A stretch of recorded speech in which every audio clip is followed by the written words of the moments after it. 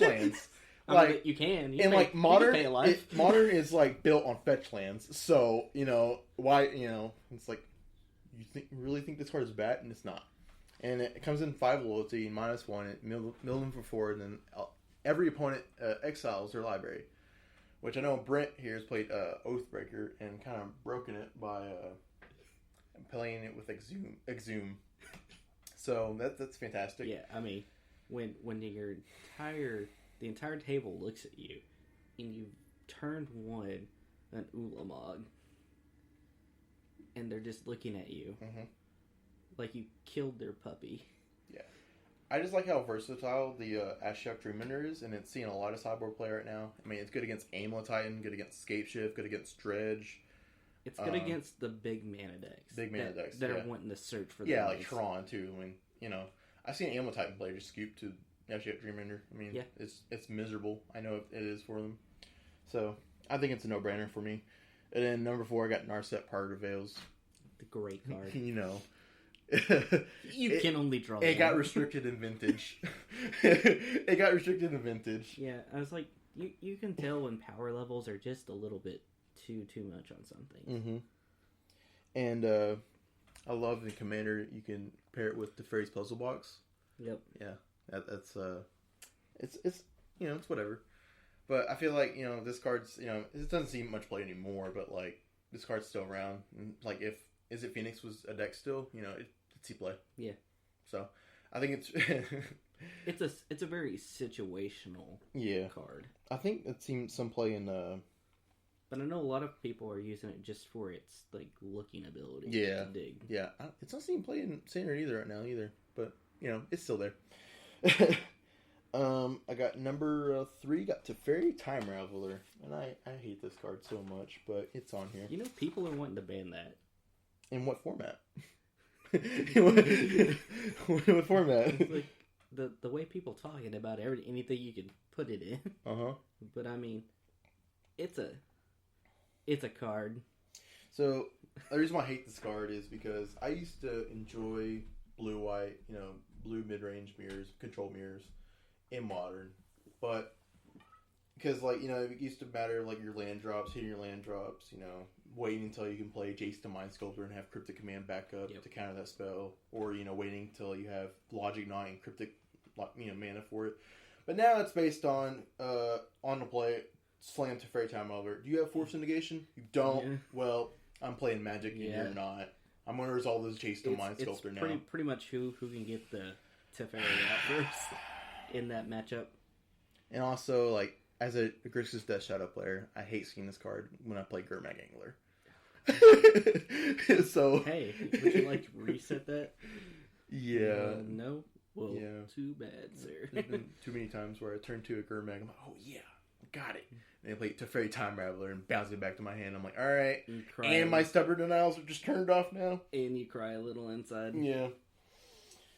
I don't know. You know why this card's on here. You should know by now. If you don't, then get with the program. We got Liliana of the Veil at number 2. Yeah? I remember when that would have been number 1. Yeah. You're probably wondering what's number 1, but if you don't know, then you know. Yeah. Liliana of the Veil. In the last standard, not standard meta, but modern meta, it didn't see much play. Jund still played it, but they cut. Well, Jund cut it for this. Yeah, they cut it for the best Planeswalker, 3-mana Planeswalker. But it's still a solid card. It comes down, sacrifice creature, target player, decent. I don't know. Everybody discard a card. Yeah, it's all right, But number 1, we got Oko, Thief of Crowns, and that card was just. If you didn't think this was gonna be number 1, I don't know what you're doing here. Man, but that card, whoever designed it, God bless them. Because that card design, it's just, it makes everybody, when they look at it, I was like, when I first seen it, I was just like, Merfolk. Yeah. Yes, I can finally get rid of those pesky ensnaring bridges, and then I kept on reading it, and then I seen everybody else playing it, and the funny thing is like, so, as Skylar knows, I love watching Nikachu play. Yeah. And the first time Nikachu is playing against the Simic Wurza deck when it first was coming out. Yeah. And they're like trading permanents over and over again with the... Yeah. I was like, that has to be the most boring Magic you could ever watch. I almost fell asleep watching it, and I usually just absolutely love his commentary, and it was just... And he was just like, I didn't even know this was possible.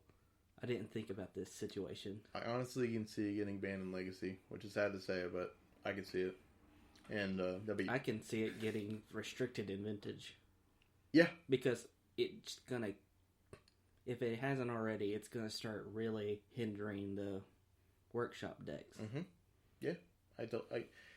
Card, whatever. Your cards, you gotta, like, if it happens, they'll be banned in, like, every conceivable format. Yeah. Besides Commander. Which, I think the only card that's ever done that, don't get Pro, hasn't been banned in Standard, I don't think, when it was in Standard. But yeah. Yeah. So, our next topic will be about our favorite Magic the Gathering Pro player. And I'll do mine first. But, alright. So, my honorable mention, because I can do this, because, I have honorable mentions, is Corey Burkhart. Because that guy went 18-0 with, 18-0. I think he went 15-0 in a Dallas-Fort Worth Grand Prix. And he lost it in the finals to Scred Red, but it doesn't matter. I still go back and watch this. It was great. It got me love for Kolgan's Command, Snapcaster Mage. He's the one that basically led me to being a control player at heart, and it goes out to him. He made me like Grixis Control. That's the deck I go to every now and again. I built it like 5 times. So, but no, my favorite Magic the Gathering Pro player has 3 Pro Tour top 8s, 6 Grand Prix wins, 23 top 8s of Grand Prix, level 50 Archmage in the DCI points, by the way, and he has a total winnings of 200,000, 78,000. It's $200,000 basically. I can't read right now. And he streams on Twitch Tuesdays, Thursdays from 11 a.m. to 4 p.m. Eastern Time, and loves to turn 1 Inquisition of Kozilek, turn 2 Goyf, turn 3 Liliana the Veil, then turn 4 BBE. And it's Reduke, by the way. If you didn't know who does that, likes to do that a lot, it's Reduke. He loves playing Jund. And honestly, it's just his deck. Yeah, it's like I don't even really like Jund, but I will go and watch his stuff. Like, players would be like, if they're a Jund player, like, alright, what's Redoing? Like, he's the reason why Wrenn 6, like, you might not believe this, but, like, he's the reason why Wrenn 6 went from a $20 card to $80 card. Because he streamed with it once. And everyone's like, alright, we're doing Wrenn 6. This is what we're doing. Makes sense. Reed's doing it. We're doing it. It Junded.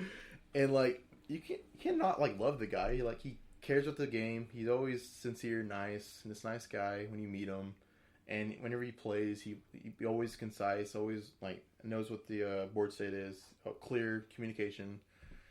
And, yeah, you can't really hit the guy, He stands up for his friends and stuff like that, so I love him. Like, he's kind of a Magic player I would want to be if I ever went pro and want to base my, like,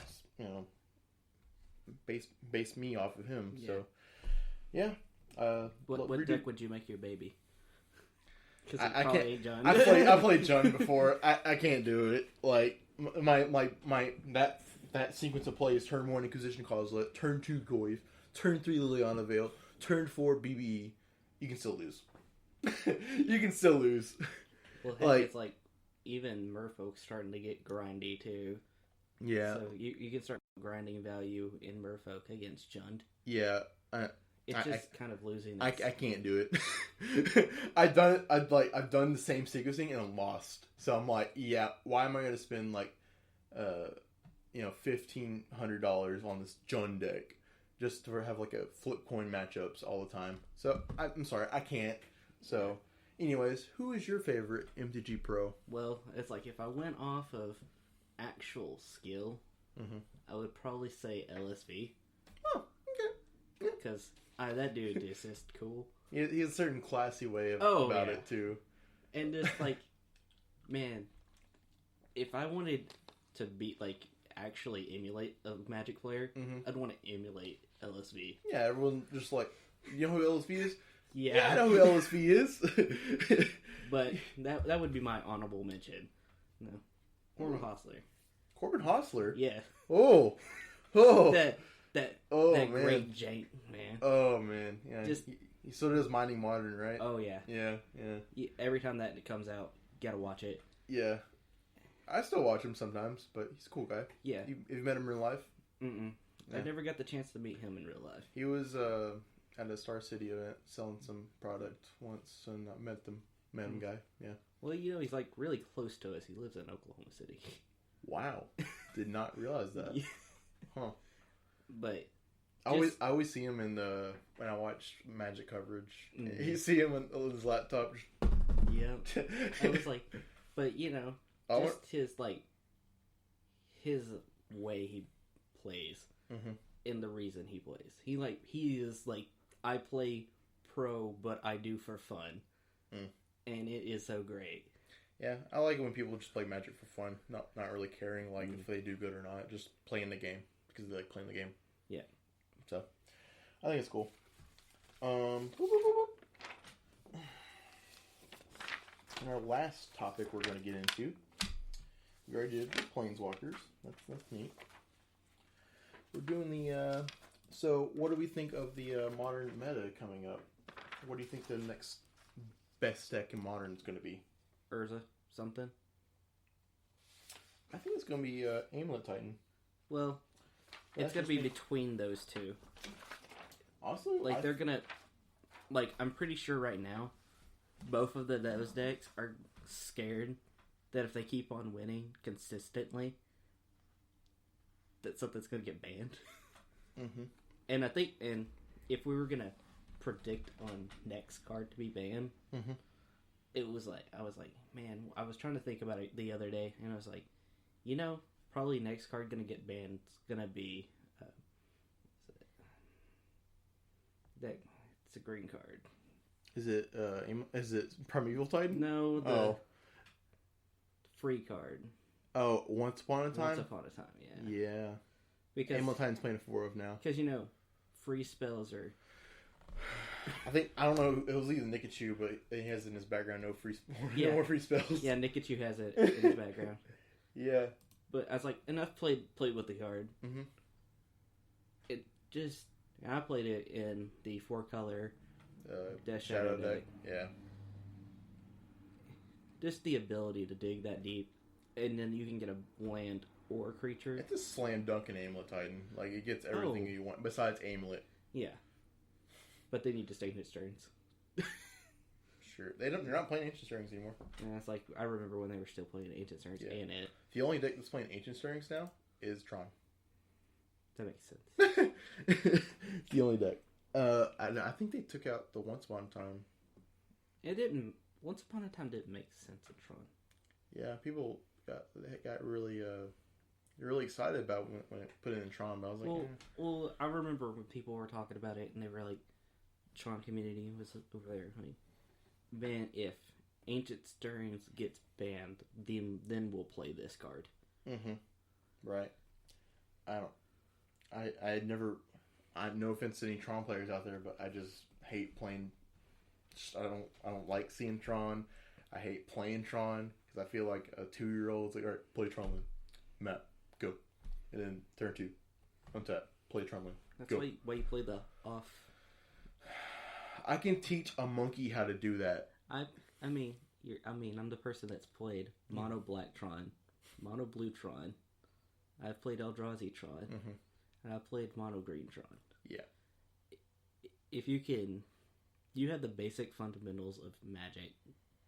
And you don't even have to have most of them. I played the Tron mirror too. It's one of the most unfun mirrors too, because they're like if you're playing against a guy that's never played the Tron mirror, he'd be like, "Oh, it's Tron mirror, huh?" Yeah, it's a Tron mirror, and it'd be like, whoever's on the play wins this game. It's like, really? I'm like, yes, you're gonna go turn 1 map and then pass. I'm gonna play turn 1 map, pass, and you're gonna play Karn to go liberated first, and you're gonna exile my land. This is how it works. He's like, and that's exactly what he did. He won the game. He's like, wow, that's exactly what he said.